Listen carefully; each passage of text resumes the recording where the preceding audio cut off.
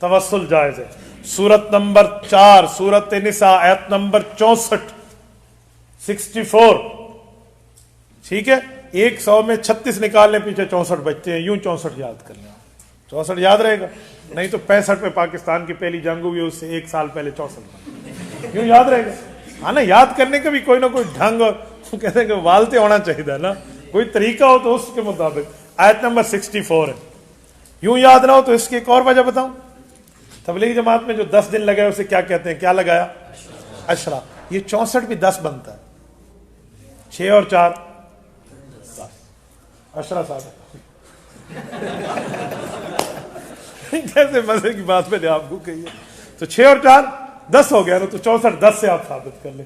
مینو 10, یہ بھی ہو گیا 10. صحیح ہے. بسم اللہ الرحمن الرحیم. ولو انہم اذ ظلموا انفسہم جاؤک فاستغفروا اللہ واستغفر لهم الرسول لوجدوا اللہ توابا رحیما. یہ آیت کریمہ ہمیں 5 کام بتا رہی ہے. توجہ رکھنا, 5 کام. میں ترجمہ پڑھ دیتا ہوں پھر 5 کام سمجھاتا ہوں. جب لوگوں نے اپنی جانوں پہ ظلم کیا تھا, اگر اس وقت تمہارے پاس آ کر, رسول اللہ کے پاس آ کر اللہ سے مغفرت مانگتے اور رسول اللہ صلی اللہ علیہ وسلم بھی ان کے لیے مغفرت کی دعا کرتے, تو یہ اللہ کو بہت معاف کرنے والا اور بڑا مہربان پاتے. یہ قرآن کریم ہے, سورہ نمبر 4 سورۃ نساء ہے, آیت نمبر 64 کا ٹکڑا ہے. یہ رب کریم ہمیں کچھ بتا سمجھا سنا رہے ہیں. اب ذرا توجہ رکھنا, اس میں 5 کام سمجھائے جا رہے ہیں. وَلَوْ أَنَّهُمْ إِذْ ظَلَمُوا أَنفُسَهُمْ جَاءُوكَ, گناہ گار حضور کے پاس آئے. نمبر 2 فَاسْتَغْفَرُوا اللَّهِ, خود بھی معافی مانگے اللہ سے. وَاسْتَغْفَرَ لَهُمُ الرَّسُولُ, رسول اللہ صلی اللہ علیہ وسلم بھی اس کے لیے معافی مانگے. لَوَجَدُوا اللَّهَ تَوَّابًا رَحِيمًا, اللہ پاک کو یہ معاف کرنے والا اور توبہ قبول کرنے والا پائے. ذرا گنیے, گناہ گار حضور کے پاس آئے, خود بھی معافی مانگے, حضور بھی معافی مانگے, اللہ اس کو کیا کر دیں گے؟ کتنی باتیں ہو گئی. میں ایک بار پھر دوہرا رہا ہوں تاکہ آپ کے دماغ میں آ جائے. گناہ گار حضور پاک کے پاس آئے, خود بھی معافی مانگے, حضور پاک بھی معافی مانگے, تو رب کریم معاف کرے. اس زمانے نبوی میں حالت ہی ہو جاتی, خود بھی معافی مانگتے, حضور کے پاس آتے, رسول اللہ سے عرض کرتے, اللہ کے رسول بھی ان کے لیے معافی و استغفار فرماتے, تو لوجد اللہ تواب الرحیم. اللہ نے یہاں 2 صفتیں ذکر فرمائی ہیں, تواب اور رحیم.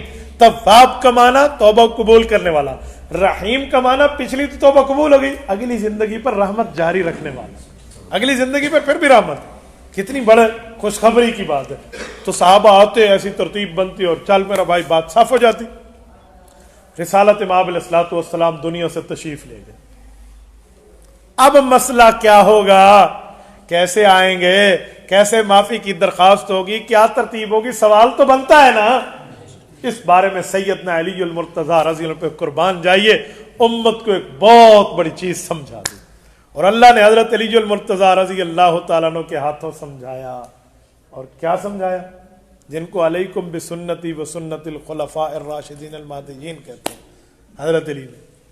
حضرت علی المرتضیٰ فرماتے ہیں, تفسیر بحر المحیط اٹھاؤ, اسی آیت کی تفسیر میں موجود ہے. معارف القرآن اردو کی اٹھاؤ, مولانا شفیع رحمہ اللہ کی, اس میں واقعہ موجود ہے. اسی طرح تفسیر قرطبی دیکھ لو, تفسیر مظہری دیکھ لو, تفسیر ثعلبی دیکھ لو, کنز العمال دیکھ لو, مختلف کتب میں یہ واقعہ موجود ہے.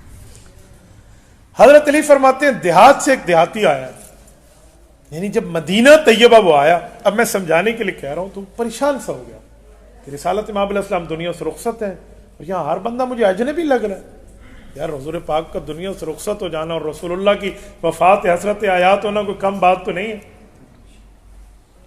پوچھتا پوچھاتا سیدھا قبر مبارک صلی اللہ علیہ وسلم پہ تشریف لے آیا, اور آ کر رسول اللہ قبر کے قریب بیٹھ گیا, اور کہتا ہے کہ یا رسول اللہ, مجھے ایک آیت قرآن کی یاد ہو گئی ہے. وَقَدْ أَنزَلَ اللَّهُ فِي كِتَابِكَ الْمُنَزَّلِ, رب نے قرآن کریم میں آپ پہ بات اتار دی ہے. وَلَوْ أَنَّهُمْ إِذْ ظَلَمُوا أَنفُسَهُمْ جَاءُوكَ, گناہ گار آدمی خود بھی معافی مانگے, آپ کے پاس آئے.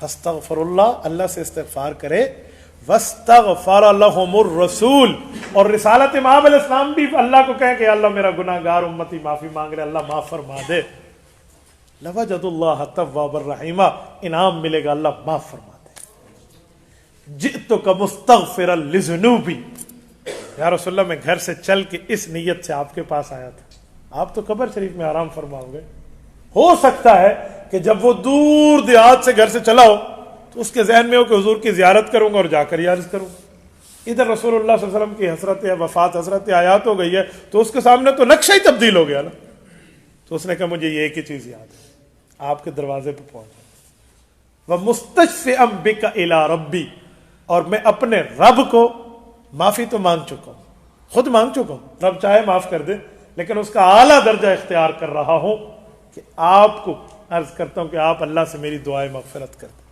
تاکہ اللہ میرے اعمال کو ٹھیک فرما کر میری مغفرت فرمائے۔